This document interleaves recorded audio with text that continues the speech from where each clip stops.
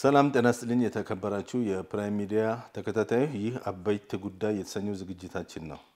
አበይት ጉዳይ በሳምንት 3 ቀን ሰኞ ሮብና አርብ በዚህ ሰዓት ከ2 ሰዓት ከምሽቱ 2 ሰዓት ዜና በኋላ በቴሌቪዥን እንዲሁም ደግሞ በዩቲዩብ እና ፌስቡክ የምናስተላልፈው ዝግጅታችን ሲሆን በተለያዩ የአገራችን ፖለቲካዊ፣ ኢኮኖሚያዊ፣ ማህበራዊ እንዲሁም ሰላምና ጸጥታን አስመልክቶ በርካታ ጊዜ ስንወያይ ቆይተናል። ዛሬም ይሄንን አስመልክቶ ከአንድ ያው አንዳንዴ እንግዳ አንዳንዴ ባልደረባ ከቴዎድሮስ አየለ ጋር እዚህ እንገኛለን። ቴዎድሮስ አየለ የአገር መከላከያ ሰራዊት ድጋፍ ሰጪ ነው። እንዲሁም በቅርብ ጊዜ ደግሞ የአገር መከላከያ ሰራዊት በ118ኛ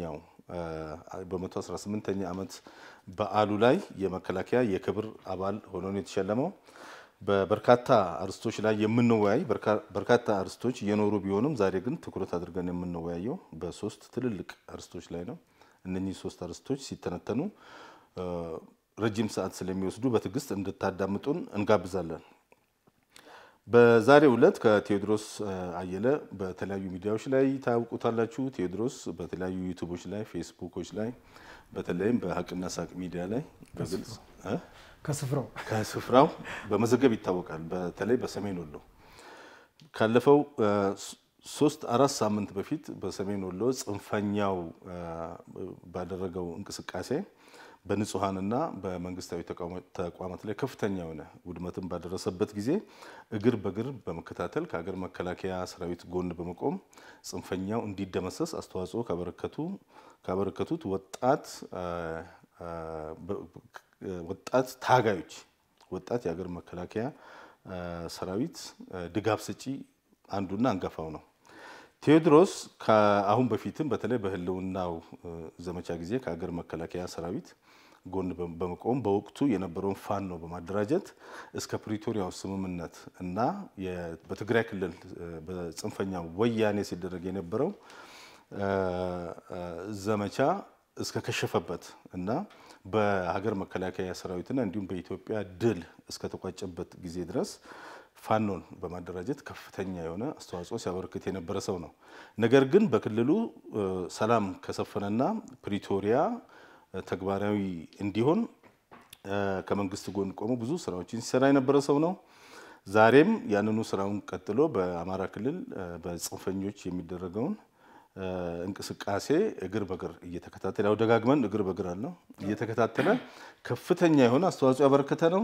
የሀገር መከላከያ ሰራዊት ይሄንን እውቅናና ሌሎች በርካታ እሱ ሲያደርግ የነበረውን አስተዋጽኦች እውቅና ሰጥቶ በ118ኛው የመከላከያ ሰራዊት ቀንን የክብር አባል ከሌሎች 6 ተሸላሚዎች ጋራ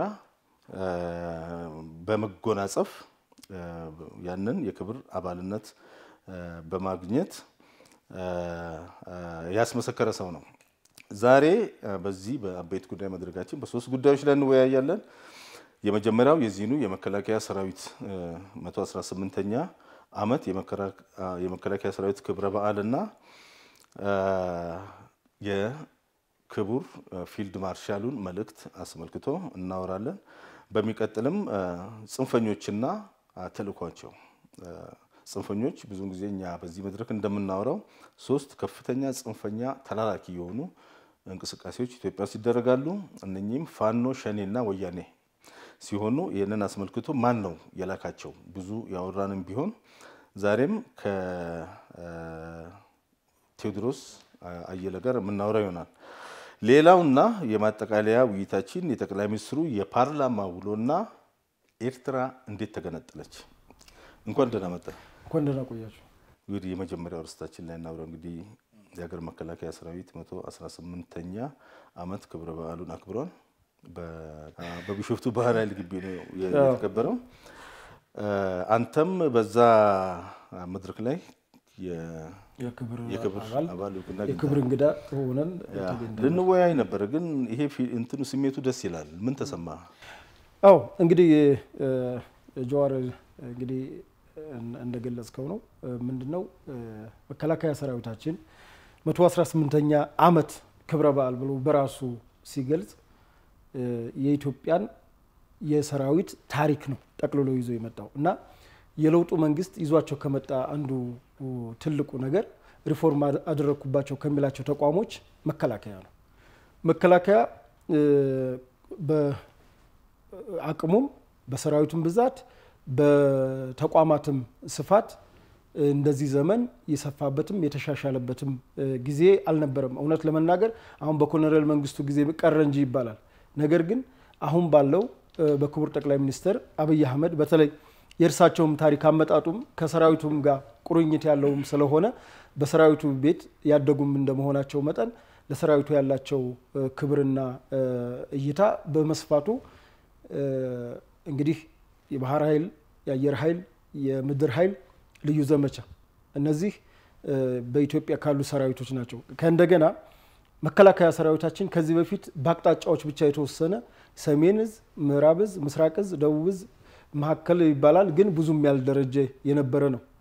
ከሪፎርሙ በኋላ ግን 10 እዞች ወጥተውለት አቅጣጫዎቹ እንዳሉ ሆኖ 10 እዞች ወጥተውለት በቅርቡ ደግሞ እኔው እዛ ያለው ሀራ ከተማ ላይ 11ኛ እዝ መስከረም 27 ቀን 2018 ዓ.ም 11ኛ እዝ ጨምሯል። ይህን ስታይ የሰራዊታችን ግዙፍነት ጥላቶች እንደሚሉት በነነ ፈረሰ እንደሚባለው ሳይሆን እንደውም ችግር እያጠነከረው በችግሮች ላይ ራሱን ሪፎርም እየሰራ ራሱን እያሰለጠነ ራሱን እያደራጀ ያለ ሰራዊት ነው። ለዚህ ደግሞ ማሳያው እንግዲህ በቅርቡ የባህር በር ትላንትናም ክቡር ጠቅላይ ሚኒስትሩ ሲናገሩ እዚህ ብርጭቆ ልንዋኝበት አይደለም የባህር ኃይል ስናደራጅ ዝሮ ቀይ ባህር ነው መዳረሻችን ነው እና የባህር ኃይል ግቢ ነው ክብረ በዓሉ የተደረገው። ባህር ኃይል መደረጉ በራሱ ቅኔ ነው። ምክንያቱም ባህር ኃይላችን ያው በወያኔና በሻቢያ ሴራ ከፈረሰ በኋላ ኢትዮጵያ የባህር ኃይሏ ተበትኗል። ራሱ መርከቦቿን እንኳን እንዳትቆጣጠር ተደርጎ እነ ሳውዲ አረቢያ እነ የመን ሌሎች ሀገሮች የተቀራመቱበት ሰራዊቱ ክብሩን ሳያገኝ የተበተነበት ስለነበረ 118ኛ ዓመት የምስረታ በዓሉ መከበሩ ከአጼ ምኒልክ ከፊት አውራሪ ሀብተ ጊዮርጊስ ድነግዴ የጦር ሚኒስትሩ እሳቸው ነበሩ 00 እሱን ነው እና ይሄ አሁን ተቆርጦ ነበር። ወያኔዎች 30 ዓመት ምናምን ከመሃል ቆርጠው ነበር። አዎ መጡ ከ16ኛ ነው የጀመረው። ከ16ኛው ከዛ በፊት ኦልሞስት የ110 ምናምን ዓመት የኢትዮጵያ መከላከያ ሰራዊት ተቆርጦ ነው። ወያኔዎች ራሳቸው ከጀመሩበት ነው የጀመሩት ማለት ነው። ይሄ አዲስ ራሳቸው ከጀመሩት ወይና በይፋ ደግሞ 7 ዓመት አክብረዋል።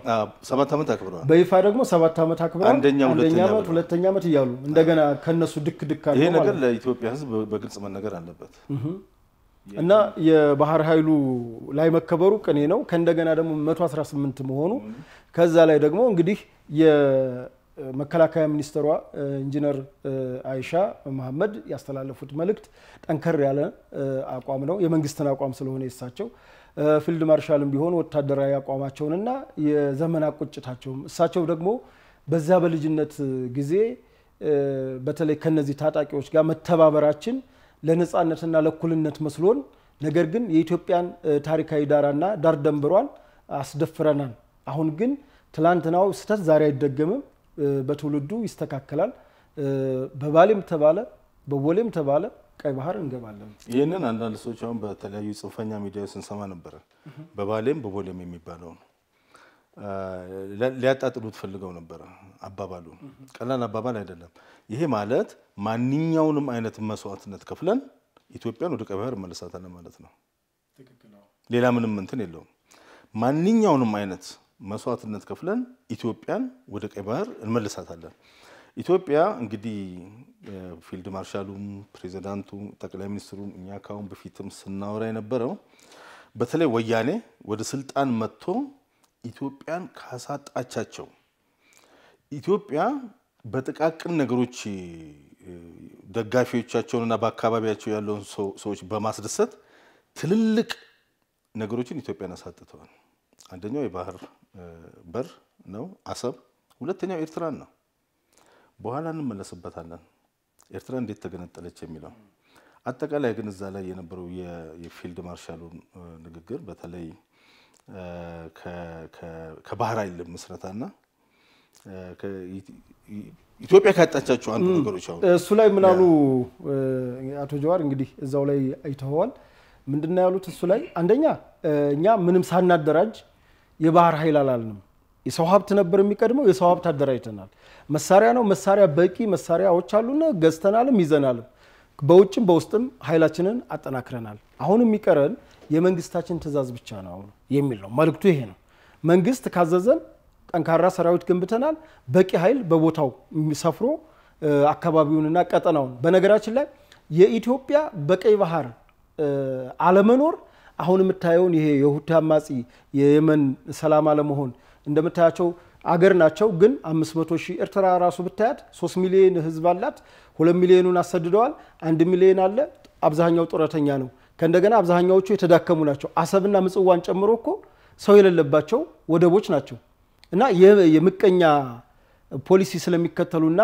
እኔ የጋራማ ከሆነ ጉሮሮውን የሚያንቀው የምቀኛው አካሄድ ስለሚሄዱ ነው እንጂ እና ኢሳያስም እኮ ጠፍቷቸው አይደለም እና ቀጠናው ላይ ኢትዮጵያ አለመኖሯ ለቀጠናው መዳከም ያ ደግሞ ማለት ለኤርትራ መዳከም ራሱ ትልቁ ምክንያት ኢትዮጵያ በቀይ ባህር ላይ ያለ መሳተፏ ነው ያለ መኖሯ ነው ሲንጋፖር እኮ ሲሉ ነበር በቃ እኛ ኤርትራ አገር ከሆነች በኋላ ሲንጋፖር እንሆናለን ነበር ሲሉ የነበሩ አይደለም ሲንጋፖር ሊሆኑ ዛሬ ሶማሌ መሆን አልቻሉ የመን እንኳን በአቅሟ ተበልጣቸዋለች እና እነሱ መጀመሪያ ሻቢያዎች ማለት ነው እዚህ ጋር የኤርትራ ህዝብ አይደለም የኤርትራ ህዝብ ዛሬም ነፃነት የሚፈልግ ነው ዛሬም እኮ ኃይል እኮ አለ የኢሳያስ መንግስት በኃይልም በሰላም ለመጣል የሚፈልግ የተደራጀ እኮ ኃይል አለ ከዛ በመቀጠል የቀይ ባህር አፋሮች አለ እንቅስቃሴ በአካባቢው ውስጥ እኮ አንድ ብሔር ብቻ አይደለም ያለው እኮ የተለያዩ ብሔረሰቦች ያለበት ከባቢ ነው እና ይሄ ስታየው አንደኛ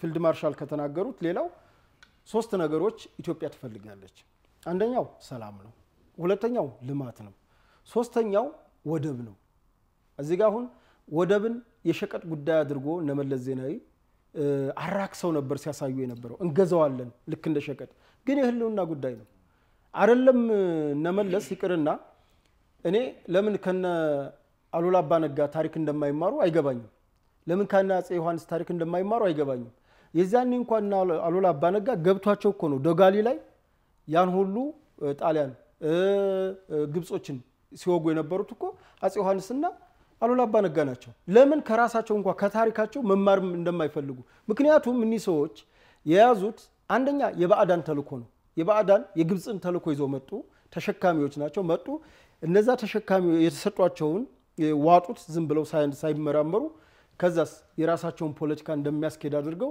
ይዘውት መጡ ለምሳሌ ሌላውን ማህበረሰብ ሲያነሳሱት ተጨቁናል ጨቋኝ ገሌ ጨቋኝ ነው አንተ ተጨቁናል ብለው በመከፋፈል ከፋፍለ ግዛ በኋላም መንግስት ከሆኑም በኋላ ከፋፈሉ መንግስትም ሳይሆኑ ከፋፈሉና በዛ በኢትዮጵያ ትልቁ ሀገር የሻቢያና የወያኔ መጫወቻ ሆነች ምቹ ሁኔታን ፈጠረ የዓለም ፖለቲካም እንደምታስተውሰው እንግዲህ የሶሻሊዝሙና የካፒታሊዝሙ ጎራ ነበረ አጋጣሚ የሶሻሊዝሙ ጎራ የተንኮታኮተበት በተለይ የነ ሶቪየት በራስ የቤት ስራ መያዝ ለኮሎኔል መንግስቱ መንግስት አጋዥ ነው አልመጡለትም ያን ምቹ ሁኔታ እንደ መልካም አጋጣሚ ተጠቀሙ የሚገርም ጫካም ሆነው ወያኔና ሻቢያ ኮሚኒስት ሶሻሊዝም ተከታዮች ነበሩ እንግዲህ ማርክሲዝም ሌኒዝም ነበር የሚከተሉት ወዳውኑ ክርብት ብለው ግን እንደውም ከማርክሲዝም ሌኒዝም እኮ ማለሌት የሚል እነ መለስ ዜናዊ እኮ የሚመሩ ግሩፕ ነበር ከዛ ወጣው አስኳል እንደዚህ አይነት አስኳል ነበር አስኳል ፈጥረው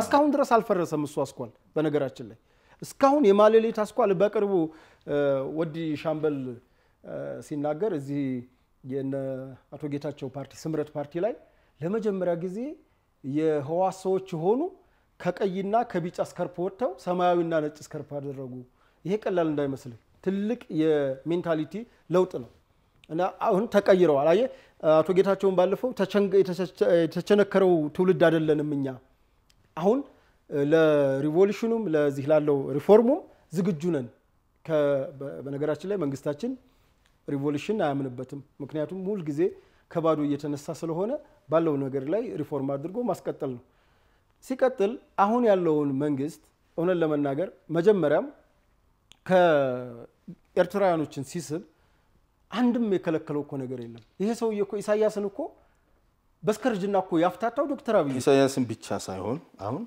የኢትዮጵያ መንግስት እኔ በጣም የሚደንቀኝ እንግዲህ ኦልሞስት 7 አመት ሚዲያ ላይ እየሰራን ስንደግፍ ስንከታተል ስናይ ነበር ከመጀመሪያው ጀምሮ በአገር ውስጥም ሆነ በውጭ ያሉ ጠመንጃ ታጥቀውም ሆነ በፕሮፓጋንዳ ይሰሩ ሚዲያዎችን ጨምሮ በሩን ከፍቶ አስገብቶ ለሰላም ያለውን ቁርጠኝነት ሲያሳይ የነበረ መንግስት ነው ያ ብቻ አይደለም ኢቭን ወደ መንግስት ውስጥ ገብቶ አኩሩፈው ተመልሶ የወጡትን ጭምር ያሉበት ቦታ እየዳም ከኦነግ ሸኔ ጋር የሚደረገው ድርድር ለፋኖች የነበረው አክብሮትና ፋኖች ወደ ሰላም እንዲመለሱስ የክልሉ መንግስትም ሆነ ጠቅላይ ሚኒስትሩ በፓርላማ ላይ በርካታ ጊዜ ጥሪዎችን ሲያስተላልፍ እንደነበረ ሌሎች ደግሞ በአገር ውስጥ ገብቶ የሚሰሩ ተቃዋሚዎችን በመንግስት ካቢኔ ውስጥ ጭምር በማሳተፍ እኛ ብቻ አይደለንም እናንተም ያገባቸዋል ጥቅምም ካለ ችግርም ካለ ኑና አብረን እንቋደስ ብሎ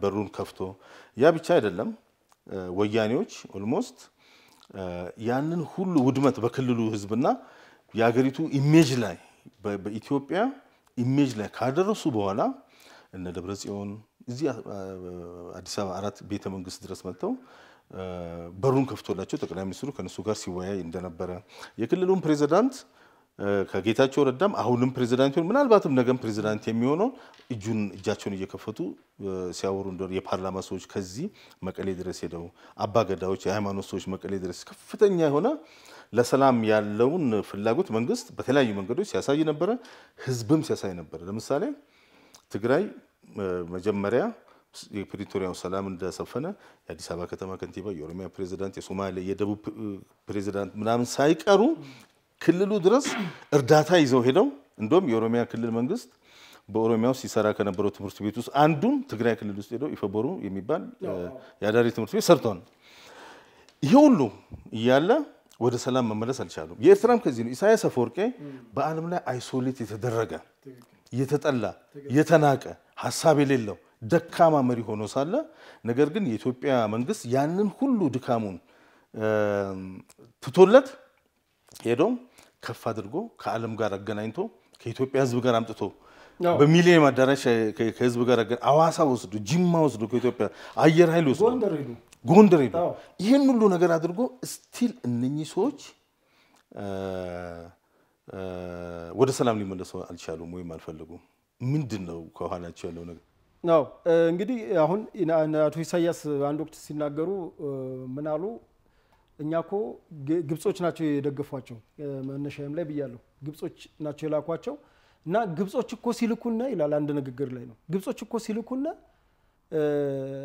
ኢትዮጵያን ሰላም እንድንነሳ ፋታ እንድናሳጣ እረፍት አልባ እንድትሆን ለማተራመስ ነው አሁን የነሱ አጀንዳ አይደለም አጀንዳቸው አይደለም ተልከው ነው ግን አንዳንዴ እኔ የሚገርመኝ በጽንፈኞቹም በኋላ አመጣበታለን እንጂ ከላኪዎቹ በላይ ተላኪዎቹ በጣም ይሰሩላቸዋል ከሚጠብቁት በላይ አገርን ሲክዱ ያስንቃል እኮ በነገራችን ላይ አንዳንዴ ላኪህ የፈለገው ልክ አለ ተላኪው ግን ኦቨር ሲሰራ ኦቨርታይም አገሩን ለማፍረስ ታትሮ ቀንም ከሌት ሲሰራ ሲያውት ይንቁታል ምክንያቱም እትብቶ የተቀበረው ማንነቱ ያለው ምኑ ያለው ኢትዮጵያ ውስጥ ነው ነገር ግን ለግብጽ ወይም ለሌላ ለላኩት አገሮች ከኢትዮጵያ ኢንተረስት ውጭ ላሉ አገሮች ተላላኪነት ስራ ስትሰራ ምን ጊዜም ትናቃለህ አሁን በሚዲያ ብታይ አሁን እነኚህ ጽንፈኛ ሚዲያ ያው አንዳንድ አርሶቹን ስለሚያያዙ ያገናኘን እናወራለን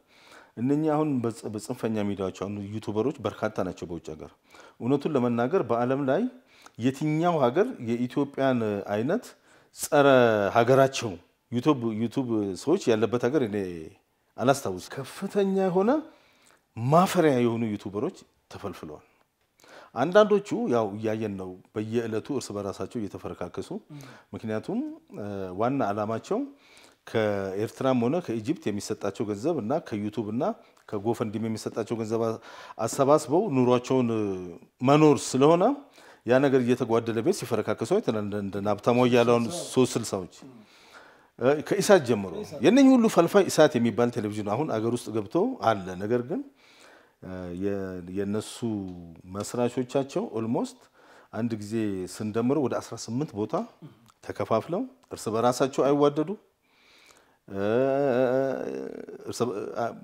የሚሰሙት ሰው የለ ህግ አያቆማቸው እምነት አያቆማቸው ፈጣሪ አያቆማቸው በኢትዮጵያ ላይ ያለውን መጥፎ ነገር ሁሉ ሲያወሩ ነው የሚሉት የቀይ ባህርን አስመልክቶ አሁን አሰብን አስመልክቶ ኢትዮጵያ ከኤርትራ ጎን ቆመው ካሁን በፊት ምኛ ተናግረናል ለሶማሌ ብለዋል እኮ ለሶማሌ የሶማሌ ታስታውስ እንግዲህ ኢትዮጵያ በነገራችን ላይ አንድ ሀገር አንድ የሀገር መንግስት በተለይ ለወገኑ ለህዝቡ የሚያስብ የሚቆረቆር መንግስት የሚያደርገው ነው ክቡር ጠቅላይ ሚኒስትር አብይ አህመድ ፋታ አጥተው አንዱ ሲዘጋባቸው ባንዱ ሲዘጋባቸው ባንዱ እንዴ አባትህ አንተን ሊያኖር ሸቀለም ወዛደርም ሆነ ግንባታም ሰራ የኔቢጤም ሆነ አንተን ሊያኖር ነው አንተን ለማኖር እኮ ነው ላንተ ካለበት ኃላፊነት እንጂ እግዚአብሔር ስነሳይ ብሎ በፈጣሪው እሳቸው እንደውም በፊዚክስ መምሩ መስለውታን በትላንትናው በፓርላማ ውሏቸው አንድ ፊዚክስ ይችን ምሳሌ በደግማት ያስረዳልኛል አንድ ፊዚክስ መምህር እንግዲህ ብዙ ጊዜ ትክክል ናቸው የፊዚክስና የማትስ መምህሮች ስሬስ ናቸው በክላሳቸውና አንዱ ተማሪ ያረፍዳል አሉ እዛው ፓርላማው ንግግራቸው ላይ ነው ልክ እንዳረፈደ አትገባም ተባለ ስለሚያውቅ የፊዚክስና የማትስ መምህሮች ስለሚቆጡ ያ የፊዚክስ መምህር ልጁን አትገባም አለው ቆመ ልክ ፔሪዮዱ ሲያልቅ ገባ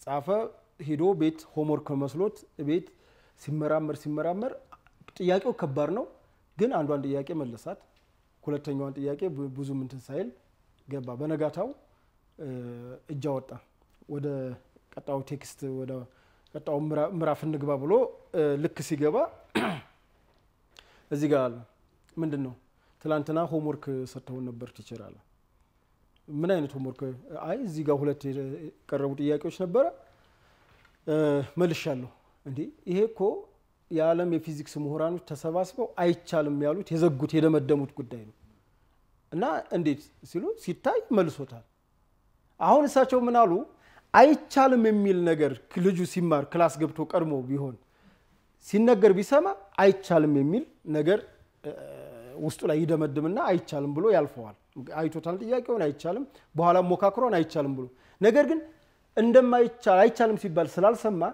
ስሩ የተባለ ስለመሰለው አይምሮውን አስጨነቀ ሰራ ቻለ አሁንም የኤርትራ ጉዳይ ነው የቀይ ባህር ጉዳይ የባህር በር ጉዳይ የማይቻል ፊዚክስ አይደለም በቃ እዚህ ጋር የሆነ ፎርሙላ ሞልተህ ወደብ አታገኝም ብለህ የምታስቀምጠው ነገር የለም አሉት እሳቸው አሁን 135 ሚሊዮን ነን ቀጣይ 3 ሚሊዮን ይጨመራል በየአመቱ 3 ሚሊዮን ኤርትራ እየጨመረ ነው የምንሄደው እና ነገ ትውልዱ የሚወጣበት ያጣል ክቡር ፊልድ ማርሻሉም የተናገሩት ቀጣይ በ2025 200 ሚሊዮን እንሞላለን በ2 ሚሊዮን 200 ሚሊዮን ይታፈል አይቻልም አሁን ይኸውልህ እቺን አባባል ወስደው ከኤርትራ ጎን ቆመው የኢትዮጵያ መንግስት የኤርትራን መንግስት ሉዓላዊነት በነገር እንደነካ አድርገው ሲያወሩ ነበር ጆርጅ ቡሽ ምን አለ አንድ ጊዜ በተለይ የኢራቅ ከመውጋቱ በፊት ሳዳም ሁሴንን ከመውጋቱ በፊት ሳዳም ሁሴንን ለመውጋት የተባበሩት መንግስታት ድርጅትን እውቅና ጠየቀ እምቢ ያሉት እሺ ካሉ እሺ የደገፉትም አሉ ዋና ሀያላን ሀገሮች ደግፈውታል ነገር ግን አንድ ነገር ወሰደ ከዛው ጆርጅ ቡሽ ሜቢ ቡርኪና ፋሶ ይመስለኛል ተቃውማለች ቡርኪና ፋሶን የምታክል ሀገር እንዴት የአሜሪካን እጣፋንታ ተወስናለች አለ ጥቃቅን ሀገሮችን በጠቅላላ አፋቸውን አስያዘ በዩኤን ውስጥ ሁሉም እኩል ድምጽ ነው ያላቸው እንደ ሀገር ትንንሽ ሀገሮች የኛን እድል ሊወስኑ አይችሉ ዩኤን የኛን የአሜሪካን ህልውና አስመልክቶ በቮት መወሰን የለበትም ህልውናችን ራሳችን እናስጠብቃለን የሚል ደረጃ ጆርጅ ቡሽ የንቃል በቃል ነው ያለው ምናልባት አውዲዮን ፈልገን ማምጣት እንሞክራለን እኔ ጠቅላይ ሚኒስትሩ አንተ ያነሳውን ጥያቄ ለመደገፍ ላሙ የሚባል ወደብ አለ ሞምባሳ ከላሙ አንስቶ እስከ ፖርት ሱዳን ይሄ ሰው የሚንከራተተው ኪዮስክ ሊከፍት ነው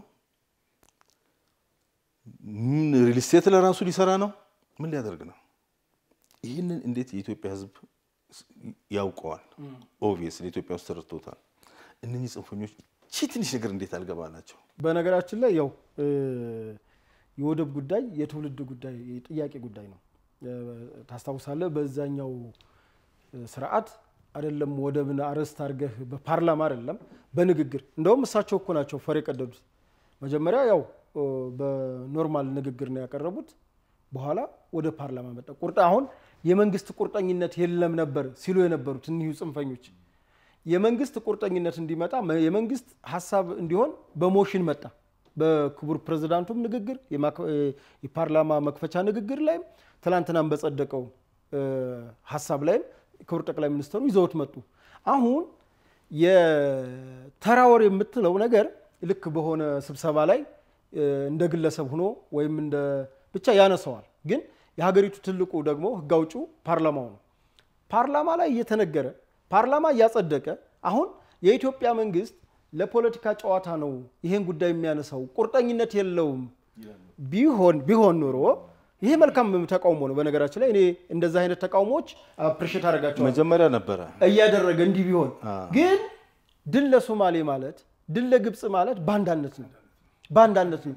አሁን ይኸውልህ በፊት አሁን የሚደግፉም ሰዎች ነበሩ። ልደቱንም እያየውን ነበር በፊት።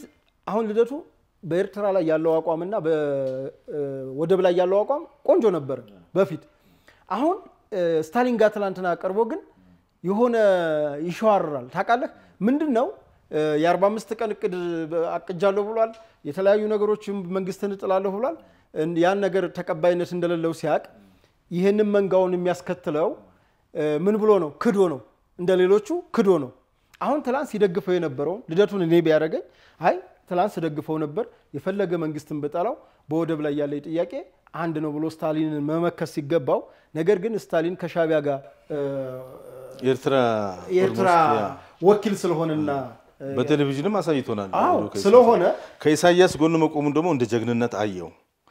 ኢሳያስ ማለት በዓለም ላይ የመጨረሻ ደካማ ሰው በአሁኑ ጊዜ የመጨረሻ ደካማ ሰው መንግስት ሆኖ ጠመንጃ ተሸክሞ ጫካ ለጫካ የሚዞር ነው። ኢሳያስ ለህዝቡ በአለባበሱና በፀጉሩን አስተካክሎ ምሳሌ መሆን የማይችል የመጨረሻ ደካማ ሰው ነው።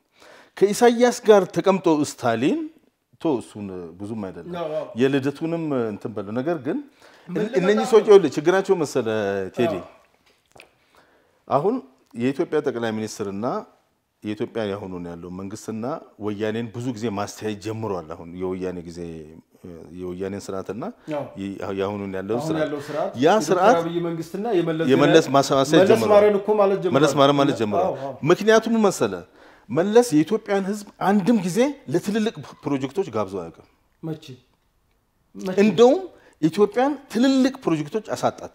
ወደብ አሳጣት፣ ኤርትራን አሳጣ፣ ባህር በር አሳጣ፣ መከላከያ አሳጣ። ማሳጣት ኢዚ ነው፣ ቀላል ነው። ስለዚህ ቀላሉን ስራ ነው የወደዱት። ጠቅላይ ሚኒስትር አብይ አባይን ገድቦ ጨረሰ። ኢትዮጵያ የጋዝ ነዳጅ ጋዝ እንድታወጣ ስራውን ጀመረ። ጋዝ አወጣ፣ አሳየ። ማዳበሪያ ፋብሪካ አሳየ። የወደብ ጥያቄን አነሳ። ብልጽግናን እናረጋግጣለን። ይሄ ሁሉ አትችሉም ነው የሚሉት እነሱ። አባይን መገደብ አጨርሱም አብይ አይችልም ሽጦታል ሲባል ነበር። ነዳጅ ማውጣት ቀልድ ነው ውሸት ነው ብለው ፕሮፓጋንዳ ይሰሩበት ነበር። የወደብ ጥያቄን አንተ እንዳነሳው ቀልድ ነው ሲሉ ነበር። ኢትዮጵያ ወደ እናበለጽጋታለን ስለ አትበለጽግ ብቻ ኢትዮጵያማ እንዴት ይቻላል ኢትዮጵያን ማበልጸግ ሲሉ ነበር። አንድ ኢትዮጵያዊ ኢትዮጵያን ማበልጸግ እንዴት ይቻላል ብሎ በቴሌቪዥን ሲናገር ምን ያህል አሳፋሪ ነው። ያ ብቻ አይደለም። ኤአይ የኢትዮጵያ መንግስት ለአርቲፊሻል ኢንተለጀንስ ያወጣ የሌለ ነገር ነው ብሎ ሲያወሩ ነበር። ኢትዮጵያ በምግብ ራሷን ትችላለች ማለት ያፍሩ ነበር። እንዴት ከእርዳታ እንወጣለን ብሎ ያፍሩ ነበር። ስለሱ ስለ ኤአይ ልንገርህ። አሁን እንደውም የኛ አበበ ቶላ በእነዚህ በመንጋው ሚዲያ ላይ ሲያሾፍባቸው አናሎጎች ይላቸዋል። አናሎግ የሚባለው እንትና ነው ሀብታሙ አያሌው ነው። በነገራችን ላይ ምንም እዛው ተቸንክረው ያሉ ማያውቁ ስለ ቴክኖሎጂም ስለ ዲጂታል ሪፎርምም የማይገባቸው የማይረዱም ናቸው። ከእንደገና በውጭ ሀገር እነሱ ሂደው ልክ እንደ ባህሪያ ማለት ነው የውጮቹን ያደንቃሉ። ኢትዮጵያ ላይ ግን ተደረገ ስትላቸው እንዴት ይሉሃል። በቃ እንዲደረግም አይፈልጉም። አንድም ከምቀኝነት ለምሳሌ ኮሪደር ልማትና ስማርት ሲቲ ኢትዮጵያ ላይ ይገነባን ስትላቸው እንዴት ይሉሃል። አይገባቸውም ምክንያቱም እነሱ አናሎግ ላይ በዛ ዘመን ተቸንክረው ቁጭ ብለዋል አስተሳሰባቸው ሁሉ እነሱ አዲስ አበባን ጥላዋ ሲሄዱ እንደነበረችው እንጂ አሁን የኮሊደር ልማት በይሄ ሰውና ጽዱ አዲስ አበባ አሁን ሲል ጽዳት ምን ያረግላታል ኢትዮጵያ ብልጭልጭ አሉ እንጂ የብልጭልጭ ከተማ ብልጭልጭ በመሰረቱ ውጭ እነሱ ዱባይን ሲያሳዩን ኒውዮርክን ሲያሳዩን ከመብራት ውጭ ነው እንዴ በጨለማ ሳይት ጨለማማ ዳርክ እኮ ነው በቃ ምንም ሌላ ኮንተን የምትለው ነገር አይደለም ጨለማ ነው ግን እነዚህ ሰዎች ውጭ ያለውን በእነሱ እይታ ሲያዩት ገነት አስመስለው ያሳዩሃል ከእንደገና ደግሞ ኢትዮጵያ ላይ ተደረገ ሲባል ከግለሰቡ ጥላቻ እንግዲህ ዶክተር አብይ ለብቻቸው ይበደላቸው የለም ትላንትናም ሲናገሩ እኔ በሰራ ካቶ ጌታቸው ጋር ሰራ ነበርው ይብለዋል ምክንያቱም ፐርሰናሊ እንደውም አንድ ጊዜ ዶክተር አብይ የሚለው ንግግር በአቶ ጌታቸው ስንት ጊዜ ደጋግሞ ጊዜ ደጋግሞ ዶክተር አብይን በግል ያነሳ መንግስታቸውንም ቢሆን እሳቸውንም ቢሆን ይሄ ፊልድ ማርሻል ብርሃኑ ጁላ ፕሮፓጋንዳ በዚህ ዘመን በዲጂታል በተናበበ ሁኔታ ከሀገር ውስጥ እስከ ውጭ ከኡጋንዳ እስከ አሜሪካ እስከ አውሮፓ ድረስ ተናበው ነው የመሪዎቻችንን ስም ሲያጠለሹ የሚውሉት እና እኔ አብሬ መስራት ባልችል ሰላምን ባልፈልግ ካቶ ጌታቸው ጋር ታውኝ ሌላ ይቅርና ከጫካ በመጡት ለምሳሌ ፕሮፌሰር ብርሃኑ ነጋ የግንቦት ሰባት መሪ ናቸው መጡ ትምርት ሚኒስተር ሆኑ እስከጠቀሙ አቶ ጌታቸው መጣ የምስራቅ አፍሪካ ሆርን ኦፍ አፍሪካ እኮ በነገራችን ላይ ፖለቲካውን በመረዳት ከአፍሪካ በጣም አስቸጋሪ የሚባለው ይሄ የአፍሪካ ቀንድ ቀጠናው ፖለቲካ ጂኦፖለቲካው ቀይ ባህር አለ እዚህ ጋር አባይ አለ እዚህ ጋር ከእንደገና ደግሞ ይሄ የሶማሊያው ግርግር አለ የሁቱ አለ እነዚህ ሁሉ አልሻባብ አለ አሸባሪዎች መናኸሪያ እኮ ነው ቀጠናው ኢትዮጵያ ባትኖር አፍሪካ በሙሉ አትኖርም ገድቦ ያዘው የኢትዮጵያ ጠንካራ መከላከያ ሰራዊት ነው የኢትዮጵያ ጠንካራ የደህንነት ተቋም ነው ከዚህ የበለጠ ይሄንን ያዘመንክ ትሄዳለህ እንጂ ጭራሽ ሀገርክን እየካርክ እኛኮ ለራሳችን ነው ተው እኛ ለራሳችን ሆኖልን በቃ አልሆነልንም ግን አሁን ተስፋዎች አሉ አልሆነልንም ከኮሪያ ጀምረህ ከኮንጎ ዘማች ጀምረህ እንዴ የኮሪያ ዘማች እኮ ሲባል ክብር ነው የኮንጎ ዘማች እኮ ሲባል ክብር ነው ላይቤሪያ በሳውዝ አፍሪካና በኖርዝ አፍሪካ ሩዋንዳን በእንግዲህ በሁለት ሀገሮች ደግሞ ያንድ ሀገር መከላከያ ተመርጦ ያቀም ይሄ እኮ በታሪክ እኮ ትልቅ ክብር የሚያሰጥ ነው የኢትዮጵያን የሚሊተሪ ሳይንስ እኮ የሚያስከብር ነው ግን ይሄንን ሚሊተሪ ለመናገር ሲደፍሩ 1 ኪሎ ሜትር መጓዝ የማይችል አካል ለመናገር ሲደፍሩ ትንሽ ህቅ አይላቸው በእነሱ በሚኖሩበት ሀገር አይደለም መከላከያ ከምንም ነገር በላይ ቅድሚያ የሚሰጠው የኢትዮጵያ መከላከያ እኮ ሰራዊት ከቀን ሰራተኛ እኮ ያነሰ ገቢ ደሞዝ ነው እኮ የሚሰጠው እውነቱን ለመናገር እንደው ለማዋይ እንጂ ኢትዮጵያ መከላከያ ሰራዊት እኔ በደሞዝ ይሰራል ብዬ እንት ለማለት ይከብደኛል ምክንያቱም ህይወት ነው እየሰጠ ያለው ብዙ ጊዜ እኔም እዚህ ጋር ለዋለው ሌሎች ሰዎችም ሲሉ መሰማ ምንድነው ማንኛውም የዚህ አገር ዜጋ የኢትዮጵያ ዜጋ ስራ የሚሰራው እስኪ ደክመው ነው የሀገር መከላከያ ሰራዊት ግን ስራ የሚሰራው እስኪ ሰዋ ነው ሲሰዋ ብቻ ነው የሚያርፈው ማለት ነው እንግዲህ ለተሰዋ ሰው ስንት ነው ክፍያው እና የኢትዮጵያ ሀገር መከላከያ ሰራዊት በተለይ አሁን አንደኛ በጣም ቁርጠኛ የሆነ አመራር እና በጣም በመከላከያ ብቻ ሳይሆን በማንኛውም ሳይንስ የመጠቀ ዕውቀት ያላቸው ጀነራሎች ናቸው ያሉት አንዳንድ የነሱ ንግግር ስናዳመጥ እንደዚህ አይነት የመከላከያ ጀነራሎች አሉን እንዴ ተስፋ ይኖራል ባለፈው ጊዜ በተከታታይ የሀገር መከላከያ አመራሮች ጀነራሎች የተወሰነ መግለጫዎችን ሲሰጡ ነበር የኢትዮጵያ ህዝብ ትልቅ ተስፋ ነው ያደረገው ከፍተኛ የሆነ ተስፋ ነው ያደረገው በሀገር መከላከያ ሰራዊት ላይ ካሁን በፊት የነበሩ የወያኔ ጀነራሎችን እናቃለን በኮንትሮባንድና በዶላር ዝውውር የሰከሩ ልጆቻቸውን ቤተሰቦቻቸውን ከነሱ ዙሪያ ያሉትን ሰዎች ሳይቀር ያባለጉ እና መጨረሻ ላይ ያፈሩ ከህዝብም ከመከላከያውም ተነጥለው የኢትዮጵያ መከላከያ ጀነራል ተብሎ ሲጠራ የነበረው ሄዶ አዲግራት ነው ምናምን ጫካ ገብቶ ያየንበትን ታሪክ እናስተውሳለን አሁን ግን ስለ ኢትዮጵያ ሳይሆን ስለ ምስራቅ አፍሪካ ስለ ዓለም ጂኦፖለቲክስ የሚተነትኑልን የሀገር መከላከያ ሰራዊቶችን ስለ ዘር ስለ ብሔር የሀገር መከላከያ ሰራዊት ኦልሞስት ብሔር የለውም ብሎ እኮ ነግረውን ያንን በተግባር መሬት ላይ ሰርተው ዛሬ ላይ የሀገር መከላከያ ሰራዊት ኢትዮጵያነት ብሔሩ ይሄን ነው ያየነው። በነገራችን ላይ ኢትዮጵያን አሁን ባለው ሁኔታ ጠብቆ የያዘው ተቋም ቢኖር መከላከያ ሰራዊት ነው።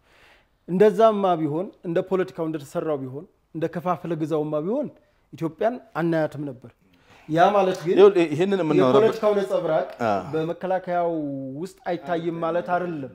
ግን አንዳንድ ይፈልጋል ሪፎርም እኮ እሱ እኮ ነው። ሌላው እዚሁ ላይ የጽንፈኛው ሚዲያ ላይ እንደው መናገር ስላለብኝ ነው። ባለፈው አንድ ጓደኛዬ ስላለኝ ነው እንደውም አሁን የክብር አባል ሆኖ አብረን አወራ ነው። ይሄ ልዩ ኃይሎችን ወደ መልሶ ማደራጀት ወደ መከላከያ ሲባል የሚገርም የአማራ ልዩ ኃይልን ያሳጡት ክብር ቢኖር አገራዊ ክብሩን ነው። ምክንያቱም የአማራ ልዩ ኃይል ባለበት ክብሩ ባለበት ማዕረጉ ሙሉ በሙሉ በተስተካከለ መጥቶ መከላከያው ላይ ይገባና ኮሚሽነር ማለት ጄኔራል ማለት ነው፣ ሌላ ነገር የለው። ኮማንደር ማለት ኮሎኔል ማለት ነው፣ ሌላ ነገር የለው። አሁን ዘር ይቆጥርልሃል። እገሌ የሚባለው እኮ እንትን ነው፣ እገሌ የሚባለው ከንትን ነው የመጣው። ያንማ የአማራ ልዩ ኃይልን ወደ መከላከያ መልሶ ማደራጀት እንዳይገባ ሲያደርጉት በከፍተኛ ማዕረግ እየከለከሉት እንደሆነ መንቃት ነበረባቸው። ከፍተኛ ማዕረግ ብቻ ሳይሆን ክብር እየከለከሉት እንደሆነና ክብር በነገራችን ላይ የዚህ የአድማ ማን ነው የልዩ ኃይል አደረጃጀት አዋጅ የሌለው መመሪያ የሌለው በህግም አይታወቅ ነው። ክልሎች ለአልሻባብ ተብሎ ለሶማሌ ክልል ተፈቀደ። አራቱ ክልሎች ወዳውኑ ይገባናል ማለት በኢህአዴግ ታውቀለ ግንባር አልነበር። በእነዛ በግንባሮቹ ተፈቀደ፣ ሌሎችም ተፈቀደላቸው። በዛ ነው እንግዲህ ልዩ ኃይል አደረጃጀት ይመጣ። ህገ መንግስታዊ አይደለም። ህገ መንግስታዊ መፍረስ ነበረበት የሚሉ ሰዎች ደግሞ ሲፈርስ ሲሉ እኔ ወደብ ሲሉ የነበሩ ሰዎች ወደብ ሲጠየቅ ምን ያደርጋል ወደብ ይሏል። ልዩ ኃይል በየክልሉ አርጋችሁ እንዲህ የምታስደርጉት ምናምን ሲሉ የነበረ በተለይ ከኦሮሚያ ልዩ ኃይል ጋር ልንገርህ፣ ከኦሮሚያ ልዩ ኃይል ጋር ከሸኔ ጋር ያበረ ነው ከቄሮ ጋር ያበረ ነው ሲሉ የነበር። እንደገና መልሶ መደራጀት ሲባል እንዴ ኦሮሞ ያየው መጀመሪያ ስለተነገራቸው እነሱ አስገባል ተባለም እንዴ የክልሉ መንግስት እኮ አስገባ ተብሏል። ግን ያንን ሁሉ ነው እንግዲህ የጽንፈኛ ሚዲያ መነሻውን እኔ እዚሁ ኢትዮጵያ አድርጎ ማለት እኔ አዲስ አበባና ባህር ዳር አድርጎ በተለይ እኔ አሁን እየታየ ያለ የሀገር ክደት በሁሉም አለ። ለምሳሌ ትግራይ ትስር ሲሉ እነ ስታሊን የነበሩ ናቸው። እነ ጀዋርም ስንት ነገር ሲሉ የነበሩ ናቸው። እነ ጸጋዬ አራርሳ ከእንደገና ደግሞ አሁን ደግሞ ትኩሱ ይሄ ገና ያልሰከነው እብዱ ፖለቲካ ያለው የአማራ ጽንፈኛ ነው። ይሄ የአማራ ጽንፈኛ ገና ያልተረጋጋ የሚይዘውን የሚጨብጠውን የማያውቅ ህፃን ልጅ ማለት ነው። የሚይዘውን እፉ እንኳን ስትለው የማይገባው መንካት የሌለበትን እየነካ ለቆረቆርለታለሁ ለሚለው ማህበረሰብ አደጋ እየሰጠው የቤት ስራ እየሰጠ ያለ ማለት ይሄ ትኩስ የአማራ ብሔርተኛ ነን ብለው ዝም ብለው ለሆነ ለሚዲያቸው ቀደም አገር ክደስ ስለካዱ ብቻ ገቢ የሚገባላቸው በየሆነ መሪ ስለተሳደቡ ስላዋረዱ ገቢ የሚገባላቸው ነገር ግን እንታገልልሃለሁ የሚሉትን ማህበረሰብ አይደለም በሌላው አካባቢ ያለውን እዛው ክልሉ ላይ ያለውን ማዳበሪያ እንዳያገኝ ትምርት እንዳያገኝ የተለያየ ነገር እንዳያገኝ እየጨፈጨፉት ነው ያሉት። ክልሉ በጣም ያሳዝናል። እውነቱን ለመናገር የኢትዮጵያ ህዝብ በጸሎት ከአማራ ህዝብ ጎን ሊሆን ይገባል። የአማራ ህዝብ ባለፈው 3 አመት ውስጥ እንግዲህ ህፃናት ትምህርት ቤት እየሄዱ አይደለም። አርሶ አደሩ በአግባቡ ማዳበሪያ እያገኘ አይደለም። እሱንም በሀገር መከላከያ ሰራዊት ታጅቦ ነው ለአርሶ አደሩ ማዳበሪያ የሚታደለው። አንተ ነህ ነገርከኝ። የሀገር መከላከያ ሰራዊት ለአርሶ አደሩ ህልውና ሆኖ አገኘ ነው ማለት ነው። ለአርሶ አደሩ ብቻ አይደለም። አሁን አንዳንድ ነገር ስንሰማ ከኔ በላይ አንተ ታውቃለህ። ፋኖ ኦልሞስት በየጊዜው እርስ በርሱ ይዋጋል። እርስ በርሳቸው ሲዋጉ የሰው ከፍተኛ የሆነ ውድመት በራሳቸው ላይ ያደርሳሉ። ንጹሃን ወጣቶች ተሳስተውም ሆነ ተታለው በግዴታ የፋኖ ታጣቂ የሆኑ በርካታ ወጣቶች አሉ። ህይወታቸው ያላግባቡ እርስ በርስ በሚያደርጉት ጦርነት እየተቀጠፈ ነው። ይሄ ሁኔታ በሚፈጠርበት ጊዜ እንኳን ሸሽተው የሚደበቁት የሀገር መከላከያ ሰራዊት ጋር ነው። እንግዲህ ምን ያህል የሀገር የህዝብ አለኝታ እንደሆነ ከዚህ መረዳት ይቻላል። ይሄንን ደጋግመን በተግባር አዩት። የሀገር መከላከያም ሆነ የመንግስትን በተለይ የክልሉ መንግስት የአማራ ክልል መንግስት በርካታ የክልሉ ባለስልጣናት የክልሉ የብልጽግና ተወካይ ነበረው በግፍ ከግርማይ ሽጥላ ጀምሮ አሁን ግርማይ ሽጥላ የሚባል ሰው የሚገደል ሰው ነበር። በርካታ የክልሉ ወጣቶች አመራሮች በዚህ ጽንፈኛ ኃይል ተገድለዋል። የሚሊሻ አባላት የአካባቢዎችን ሰላምና ጸጥታ የሚያስጠብቁ በክልሉ ውስጥ አንዲት ወረዳ እንኳን ሰላም የምታድር ከሆነ ሰላም የምታድረው የሀገር መከላከያ ሰራዊት በአካባቢው በነበረ በሚኖርበት ጊዜ ነው ባለበት ጊዜ ነው። አሁን ራሱ ይቅርቡን ይጋሽና ወልዳውን እሺ ይሄ ሁሉ ሆኖ እነኚህ ሰዎች የማይገባቸው አጀንዳው እነሱ አይደለም ማለት ነው። እዛው ቅድም ያልንበት ቦታ ነው የምንመለሰው። አጀንዳው የማን ነው? ላኪዎቻቸው። እውነቴን ነው ማለት እኔ አንዳንዴ አሁን ስለዚህ በክልል በአማራ ክልል ስላለው ጽንፈኛ ሳወራ ኦሮሚያ ውስጥ አሁን ወለጋ አካባቢ ስላለው የጽንፈኛ ኃይል ሳወራ ወለጋ ኦልሞስት በጣም ለም የሆነ አካባቢ ነው። በርካታ የወለጋ ልጆች ሀብት አግኝተው ነበር። ዛሬ ግን የወለጋ ክልል ውስጥ አንድ ልማት እየተደረገ ልማት የሚደረግ ከሆነ በክልሉ አመራሮች መስዋዕትነት ነው ልማቶች ሲሰሩ የነበሩት። በጉጂ አካባቢ እንደዚህ አይነት ሁኔታ ነበር። አሁን ከሞላ ጎደል ሰላም ሆኗል። ትግራይ ውስጥ ኦልሞስት ህዝቡን ሁሉ አግተውታል። የትግራይ ህዝብ የታገተ ህዝብ ነው። የኢትዮጵያ ህዝብ ከዚህ ከትግራይ ህዝብ ጎን መቆም ነው ያለበት። ከህዝቡ ጎን ህዝቡን ልንረዳው ይገባል። የትግራይ ህዝብ ወጣቱ የኤርትራ ጣፋንታ ትግራይን እያጋጠማት ነው። በየቀኑ የምንሰማው የትግራይ ወጣቶች እየኮበለሉ በአፋር በተለያየ ክልሉ ለቀው እየወጡ ነው ያሉት። የቀሩትን ሰብስበው እነኚህ ሰዎች አሰልጥነው በየቀኑ እያሰለጥኑ አሁንም ለጦርነት ህዝቡ ክልሉ ስልጣን ማስጠበቂያና አዲስ አበባ አሁን ብዙ ጊዜ አዲስ አበባ ይላሉ። አዲስ አበባ የሚሉት ምንድነው? እዚህ ጋር ያስቀመጡት የገነቡት ህንጻ አለ፣ የገነቡት ሀብት አለ። ምንድነው? የትግራይ ወጣትና የትግራይ እናቶች የሚፈልጉት ለፖለቲካ ግብአት ነው። ወጣቱን ለጦርነት ለጦር ማብረጃ፣ እናቶችን ለፖለቲካ ግብአት። ከዛ እኒህ ስልጣን የማይጠግቡ ሽማግሌዎች ደግሞ ወደፊት መተው አሁንም አልጠገቡም። አሁንም ስልጣን እናገኛለን ብለው ይቋምጣሉ። የሚገርምህ ሰው አቅሙን አያውቅ የሚል ስድብ አለ። አቅሙን ካላወቀ ጊዜውን ካላወቀ ትላንት ባረስኩት በሬ ዛሬም ማርሳለሁ ማለት አይቻልም። አሁን በድሮ በሬ አይታረስም ይባላል። ምክንያቱም የድሮ በሬ አቅሙም ይደክማል። ዝንጀሮ ይባላል። ዝንጀሮ በልጅነቱ የዘለለውን ገደል በወጣትነቱ የዘለለውን በስተርጅና ዘላለው ብሎ ይሞታል ነው የሚባለው። አሁን ወያኔና ሻቢያ የገጠማቸው ነገር እሱ ነው። ኢትዮጵያን እያዩት ያለው አዲስ አበባ ያለው መንግስት እያዩት ያለው በእነሱ በዛ በአናሎግ ዘመን መንግስት ነው እያዩት ያለው። አሁን ዘመኑ ረቋል። ሌላው ይቅርና አጥፍቶ ጠፊ ድሮን እኮ እነሱ ድሮን እኮ የሚባለውን ውጊያ እኮ በሰሜኑ ጦርነት እኮ አላቀዱትም። እነሱ ያቀዱት አየር ኃይልን ነው አዳክመነዋን ብለዋል። ሚሳኤል ነው ይዘን ሄደናን ብለዋል። አብዛኛውን የኢትዮጵያን ጦር ከ80 በመቶ በሰሜኑ በዚህ በሻቢያ ምክንያት እዚያ ላይ አግተው ይዘዋል። 2012 ለማስወጣት ተፈልጎ ወጣቶችም እናቶችም ማንከባለው በፖለቲካ ሲስተም እንዳይወጣ አድርገዋል። አሁን የነሱ የጦርነት እቅድ ካልኩሌሽን ምንድነው? ድሮን የለችም። አየር ኃይሉንም በእነሱ በሄዱባት የተወሰነ በነ ሌተናል ጄኔራል ይልማ መርዳሳ መሻሻሉን አያውቁም። አየር ኃይሉም ተሻሽሏል። ወታደሩም ቢሆን ሚሊታሪው ባለው አቅም በተወሰነ እንግዲህ እኔ አሁን ዛሬ የጽንፈኛው ሚዲያ ፊልድ ማርሻልን ይወርዱባቸዋል። ይገርመኛል። ፊልድ ማርሻል እኮ ማለት ዓለም አችሉትም የተባለውን ጦርነት ምክንያቱም የህወሓት ጀነራሎች የወያኔ ጀነራሎች አብዛኛውን የኢትዮጵያ መከላከያ ሰራዊት በመኮንንነት በጀነራልነት የመሩ እንግዲህ ተምረው ነው ኔትወርካቸው ስቲል የሀገር መከላከያ ውስጥ ያለ ከእንደገና ከታች አይልቁም እነሱ ከጥበቃ ጀምሮ ከጽዳት ጀምሮ ሊንክ አላቸው። ይሄ ባህላዊነት አሁን ዘመናዊ ስለሆነ ነገሮች እነዛ ስለማይሰሩ እንጂ በድሮ ሲስተም እኮ የነሱ ከጽዳት ጀምረህ ባለው ሲስተሙ የተገናኘ ነው።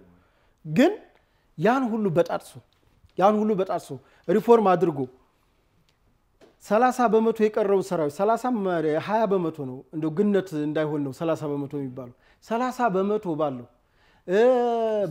በቀድሞ ሰራዊት መልሰህ አስተባብረህ ብለህ እኮ ነው ያን ጦርነት የመሩን ፊልድ ማርሻል ብርሃኑ ጁላን ጦርነት አያውቁም ብሎ ሲናገሩ ታዲያ እንዴት አድርገው ያሳዩአቸው? እንግዲህ መቀሌ ሁለት ጊዜ ገብተው አሳዩአቸው። ሶስተኛውንም ፕሪቶሪያ መጥቶ አዳናቸው። ከሞት እንደዳኑ ያውቁታል፣ ሽንፈቱን ያውቁታል እኮ። ግን እነዚህ ልሳኖቻቸው አያምኑም። አንዳንዱ ሰው ቀጥቅጠው መተው ምላሱ አይቆረጥም። ኢትዮጵያ አሁን ዘመን መጥቶላታል። ሰማይ ተከፍቶላታል፣ በርና መስኮት ተከፍቶላታል። ያን ማየት አለማየት የየግለሰቡ ውሳኔ ይሆናል። በብዙ መንገድ ይህ ጊዜ የኢትዮጵያ ጊዜ ነው። የተዘነጉ ጉዳዮች የሚታወሱበት፣ ይቻል የማይባል ጉዳይ የሚሰራበት፣ ውጤት የሚታይበት፣ በታሪክ ተሞክሮ የማይታወቅ ጉዳዮች የተሞከረበት ሰፋፊ ውጤት እያየን ያለንበት ጉዳይ ነው። ለምን መጣ ያላችሁ እንደሆነ የእሳቤ ለውጥ አለ። አሁን ኢትዮጵያን የምንመራው እንደ ላዳ ሾፌር አይደለም። ኢትዮጵያን የምንመራው እንደ ባስ ሾፌር ነው። የላዳና የባስ ሾፌር ሁለቱም መነሻቸውን ያውቃሉ። ሁለቱም ግን መድረሻቸውን አያውቁም። የባሱ ከተነሳበት እስከሚደርስበት ጊዜ ድረስ ተሳፋሪው ቢዘናጋ አልፎ ይወርዳል እንጂ ባሱ አይታጠፍም። መቆም ባለበት ይቆማል፣ መሄድ ባለበት ጊዜ ይሄዳል። መጨረሻ ፌርማታ ሲደርስም ይዞራል። ትንሽ ቀርቶኛልና ቀጥል አይባልም ባስ። ላዳ ግን እንደሱ አይደለም። ሲጀምር ይጀምርና አይ ቀርቶሃል ቀጥል ይባላል። ወደ ቀኝ ነበር ግራ ገብተሃል ይባላል። ሾፌሩን የሚመራው ማን ነው? ተሳፋሪው ነው። ባስ የሚመራው ግን ተሳፋሪው የሚመራው በሾፌሩ ነው። የፈለገበት ቦታ የተወሰነበት ይቆማል፣ መጓዝ ሲገባው ይጓዛል። በህልም ነው የምንመራው፣ በመሻት ነው የምንመራው፣ በእቅድ ነው የምንመራው እንጂ ከግራ ከቀኝ እንደሱ አይደለም። ለምን ያላችሁኝ እንደሆነ አንድ መምህር ለተማሪዎቹ ህልማችሁን ጽፋችሁ ኑ ብሎ አሳይመንት ሰጣቸው። ሁሉም ተማሪ ህልሙን ጽፎ መጣ። ከነሱ ውስጥ አንደኛው ተማሪ ግን እኔ ከተወሰነ ጊዜ በኋላ ከከተማ ወጣ ብዬ ሰፋ ያለ መሬት ገዝቼ ፈረሶች ገዝቼ መጋለቢያ ቦታ አዘጋጅቼ ሰዎች ከከተማ እየመጡ እንዲጋልቡ እያደረኩ ገንዘብ አገኝበታለሁ ብሎ በስፋት ህልሙን ጽፎ አቀረበ። መምህሩ ይሄ ህልም አይደለም ቅዠት ነው ብሎ ኤፍ ሰጠው። ለምን ሲለው ይሄን የሚያክል መሬትና ሀብት ከየት ታመጣለህ? ይሄ የማይቻል ጉዳይ ነው። አንድ እድል ሰጥሃለሁ፣ ነገ ህልምህን ቀይረ ጽፈና። ይሄኛው አይሰራም አለው። ኤፍ ሰጥቶት ተማሪው ገባ። ለረጅም ጊዜ አሰበ። ህልሜን ልተው ወይስ ኤፍ ልውሰድ አለ። አይ ህልሜን ከምተው ኤፍ ልውሰድ ብሎ ጨክኖ ልጁ ቀርቶ ከዛ ትምህርት ቤት ከሰራ በኋላ ከተወሰነ ዓመት በኋላ መምህሩ ተማሪዎቹን የፈረስ ግልቢያ ለማሳየት ከከተማ ወጣ ብሎ አንድ ስፍራ ሲሄድ ያ ያለውን ነገር የሰራው ሰውዬ የሱን ቦታ ነበር የሚጎበኘው። ተገናኙ መምህሩ ጋር። የሚታወስ ታሪክ ነው ታሪኩ። እና መምህሩ ምን አለው? ብዙዎቹን አትችሉም ብለን ህልማቸውን ሰርቀን ሽባ አድርገን አስቀርተናቸዋል። አንተ ግን ህልሜን አላሰርቅም ብለህ ህልምህን ይዘህ ይሄው ዛሬ የጎበኛው ነው አለው ይባላል። እኛ ህልማችን አናሰርቅም። የፈለገ ሰው ኤፊስት የፈለገ ሰው ዲስት የፈለገ ሰው እዛ ይስቀለው የፈለገ ሰው ያውርደው። ህልማችን የኢትዮጵያን ብልጽግና እውን ማድረግ ነው። ከዚህ ጉዳይ ግራ ቀኝ አንልም። ለተከበረው ምክር ቤት በከፍተኛ እምነትና ኩራት ልገልጽ የምፈልገው ጉዳይ በ2032 የኢትዮጵያ ኢኮኖሚ ቢያንስ ከአፍሪካ ሁለተኛው ኢኮኖሚ ይሆናል። በ2036 የኢትዮጵያ ኢኮኖሚ ከአፍሪካ የመጀመሪያው ኢኮኖሚ ይሆናል። ይሄን እናሳካለን። ማንም ሊያስቆመን አይችልም። እናሳካለን። ይሄን ለማሳካት በጋራ በትብብር መስራት ከሁላችን የሚጠበቅ ጉዳይ ይሆናል። የጠቅላይ ሚኒስትሩ የፓርላማ ውሎና እንደው ኤርትራ እንዴት ተገነጠለች? ይሄ ትልቅ ጥያቄ ነው። ኤርትራ እንዴት ተገነጠለች? ኦብቪየስሊ ያን ጊዜ ደርግ ወደቀ፣ ሻቢያዎች ኤርትራን ተቆጣጠሩት፣ ወያኔ ኢትዮጵያን ተቆጣጠረ። በቃ ምንም ነገር የለም፣ እንደዛው ቀጠለ ማለት ነው። የኢትዮጵያ ሕዝብ አልመከረበት፣ ወይ አልደገፈ፣ ወይ አልተቃወመ። ፓርላማ አልነበረም ያን ጊዜ። ምክር ቤት ሽግግር መንግስት ነው። ሽግግር መንግስት ምክር ቤቱ ራሱ አልመከረ፣ ካቢኔ አልመከረ፣ የተደረገ ምንም ውይይት የለም። የነበረው መንግስት የነበረው ካቢኔ በህዝብ የተመረጠ አይደለም። ህዝብ የመረጠው መንግስት የኢትዮጵያን እንደ ሀገር ወክሎ ይህን የመሰለ የሀገሪቷን ትልቅ አካል የማስገንጠል መብት የለውም። ምርጫ አልተደረገም። ኤርትራ ተገነጠለች። ኢትዮጵያ አሰብን አጣች። የኢትዮጵያ ባህር ኃይል ተበተነ። የኢትዮጵያ ሀገር መከላከያ ተበተነ። በርካታ ነገሮች ተደረጉ። ማን ነው የወሰነው የሚለው ጥያቄ ሲነሳ ትናንት ጠቅላይ ሚኒስትሩ ሲጠይቅ ምንም አይነት መረጃ የለም። አገርን የሚያክል ነገር በዚህ ደረጃ ማዋረድ እስከ መቼ ሊቀጥል ይገባል? ትውልድ ጥያቄ ሊያነሳ አይገባም? ስለ አሰብ እኔ አንዳንዴ ስለ አሰብ እና ስለ ባህር በር ሲነሳ ጥያቄው ያንስብኛል። ኤርትራ ራሷ ከኢትዮጵያ እንዴት ተገነጠለች? የኢትዮጵያ ሕዝብ ለምንድን ነው ይሄንን የማይጠይቀው? ይጠይቅና ህርሙን ያውጣ። አንድም መረጃ ለትውልድ ባልተላለፈበት አግባብ እንዲሁ ኤርትራን የሚያክል የኢትዮጵያን ኦልሞስት 1000 ኪሎ ሜትር የባህር በር ቀይ ባህርን የያዘ ክልል ከኢትዮጵያ ላይ ተገንጥሎ አገር ሆኖ አገር ያደረገውን ህዝብ ራሱ እያንከራተተ እያንገላታ ዘመን ከዘመን ሲቀጥል ኤርትራዎች በሺ የሚቆጠሩ በየቀኑ እየተሰደዱ ወደ ኢትዮጵያ ሲመጡ ምንድን ነው የሚያስተላልፈው መልእክት? ትክክል። አቶ ጀዋር እዚህ ላይ አሁን የቀይ ባህር ጉዳይ የኤርትራ ጉዳይ የትውልድ ጥያቄ ነው። ከዘመን ዘመን ሲንከባለል የመጣ እንደ ድል ሆኖ ቅድም እንደነገርኩህ የዓለም የፖለቲካ ሁኔታ ለሻቢያም ለወያኔም ቀናቸውና አዲስ አበባ እንዲገቡ ሆኑ። አዲስ አበባ እንግዲህ እንደውም ታሪኩ ላይ ሻቢያ የመደራደርም ፍላጎት ነበረው ከኮሎኔል መንግስቱ ኃይለማርያም ከኢትዮጵያ መንግስት ጋር ሻቢያዎች የመደራደር ፍላጎት እንደነበራቸው ነው ታሪክ የሚያስቀምጠው። በኋላ ወያኔዎች ናቸው እንዴት አይነት ነገር ብለው ወያኔዎችም በጋራ የገጠማቸው ነገር አለ። በነገራችን ላይ ህዝባዊ ወያኔ ሓርነት ትግራይ መጀመሪያም ስሙም እንደሚያመለክተው ትግራይን የመገንጠል የትግራይ ሪፐብሊክን ለመመስረት የተቋቋመ ድርጅት ነው። ኢትዮጵያዊነት መንፈስ የሌለው ድርጅት ነው። ሻቢያም ቢሆን ኤርትራ ቅኝ ተገዝታለች።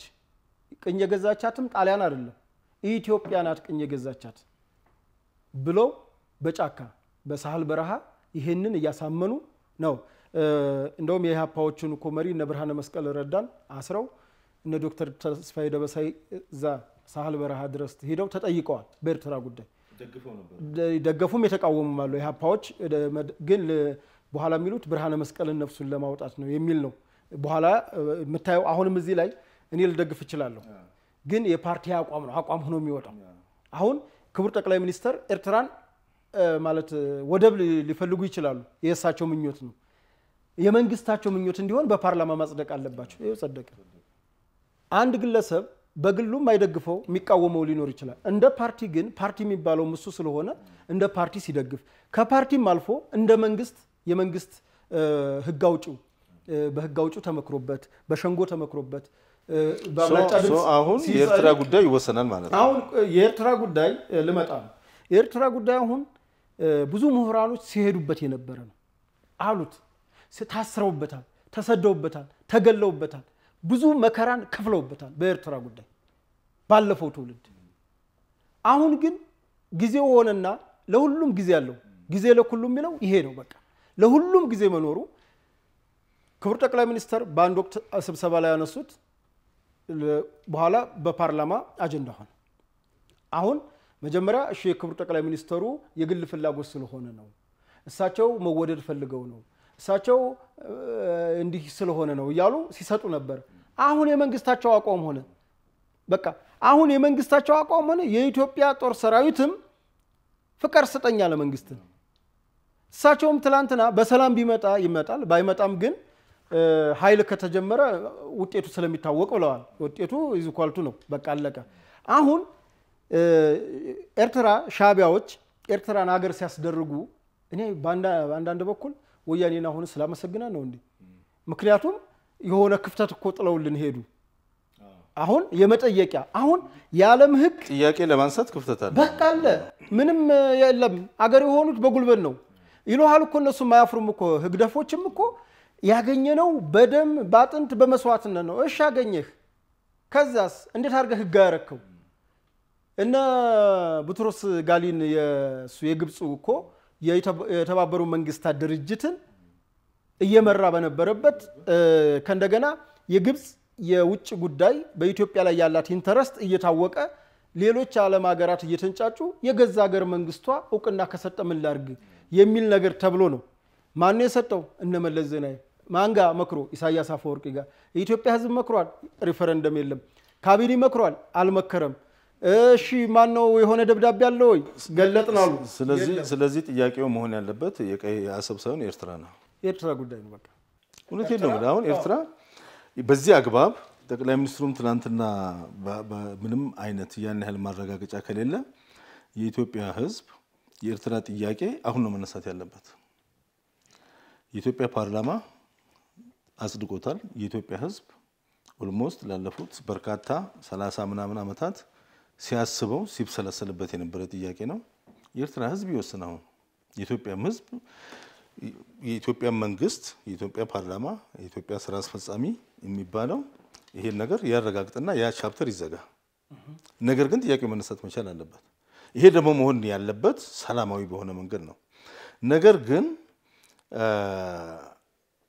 በእንደዚህ አይነት አግባብ ያለ ምንም ተጨባጭ ማስረጃ ኤርትራ ከኢትዮጵያ ተገንጥላ ምንም አይነት ዶክመንት በኢትዮጵያ ቤተ መንግስት ውስጥ በኢትዮጵያ ምንድነው የጠቅላይ ሚኒስትር ወይም የፕሬዝዳንት ጽፈት ቤት ምንም አይነት ማስረጃ ባልተገኘበት ኢትዮጵያ ከኤርትራ ተገንጥላ ለሚቀጥለው ትውልድ መተላለፍ የለበት የኛ መልእክት ለኤርትራ መንግስት ኤርትራ ወንድሞቻችን ናቸው ከነሱ ጋር ውጊያ አንፈልግም ለኤርትራ መንግስት ያለ መልእክት አንደኛ ጥይት አስተላላፊ አትሆኑ ሀገር ሁኑ ወደ ጎረቤት ሀገር ጥይት ማስተላለፍ ጥሩ አይደለም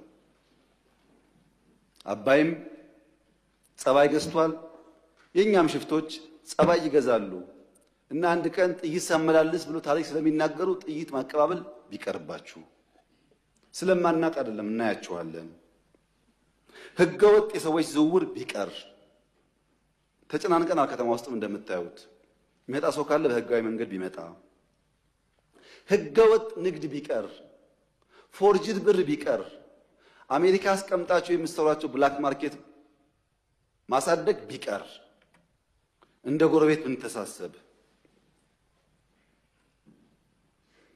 ህጋዊነት ከተከተል በንግዱም በሚፈናቀለው ጥይት ማቀበሉን ከተዋችሁ በሰላም አብረን ለማደግ በፍቅር አብረን ለመቀጠል ከምን ጊዜውም በላይ ኢትዮጵያ ፍላጎት አላት እኔ ልክ እንደባለፈው አሁንም አስመራ መሄድ ፍላጎት አለኝ ችግር የለብኝም ምን ከሆነ ትርፍ ካለው ነው ትርፍ ከሌለው ጊዜ ማባከን ነው እኔ ባሌ መላለስበትን ጊዜ ዝም ብዬ በከንቱ አስመራ መላለስ አልችልም ጊዜ የለኝም ስራ አለኝ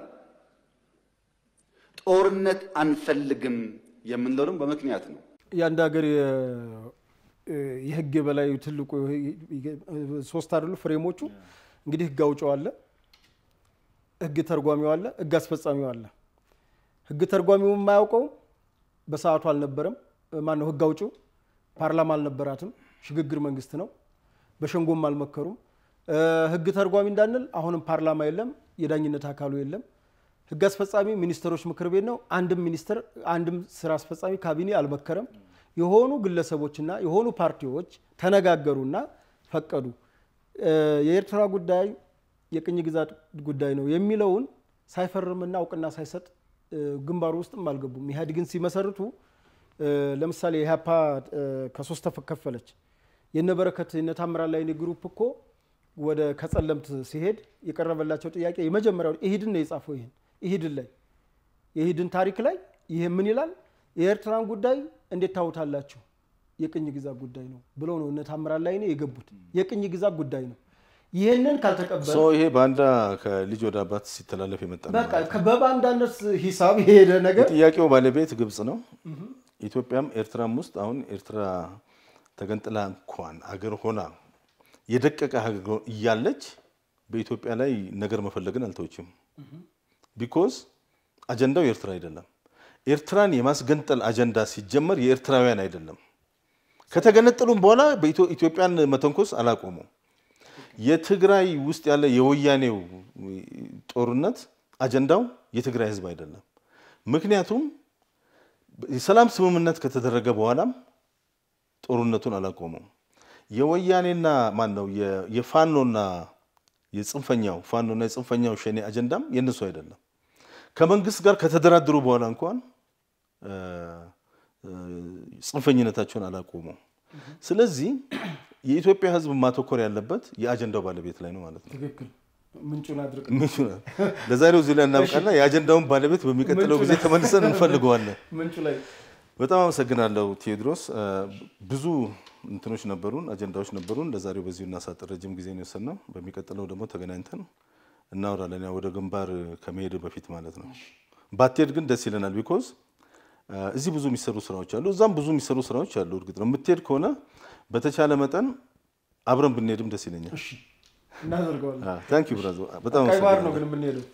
ቀይ ባህር ነው በቅርቡ ቀይ ባህር እንሄዳለን። እንዳፊ ያድርግልን። የተከበራችሁ የፕራይም ሚዲያ አበይት ጉዳይ ተከታታዮች ከመከላከያ ከሀገር መከላከያ ድጋፍ ሰጪ ቴዎድሮስ አያሌው እንዲሁም መጀመሪያ በመግቢያ ላይ እንደገለጽ ነው በ118ኛው የሀገር መከላከያ ክብረ በዓል ላይ የክብር አባል በመሆን የተሸለመ ታጋይ ነው። ከሱ ጋር የነበረን ቆይታ ለዛሬው እዚህ ላይ እናበቃለን። በሚቀጥለው በሌላ አርዕስት ደግሞ ተመልሰን የምናገኛችሁ ይሆናል። ከተቀረው የፕራይም ሚዲያ ዝግጅት ጋር መልካም ቆይታ እያልኩ ዩቲዩባችንን፣ ፌስቡክ እና ቲክቶክ ላይ ተቆራርጦ የሚጫኑ መልእክቶችን እንድታዳምጡ እንጋብዛለን። መልካም ምሽት።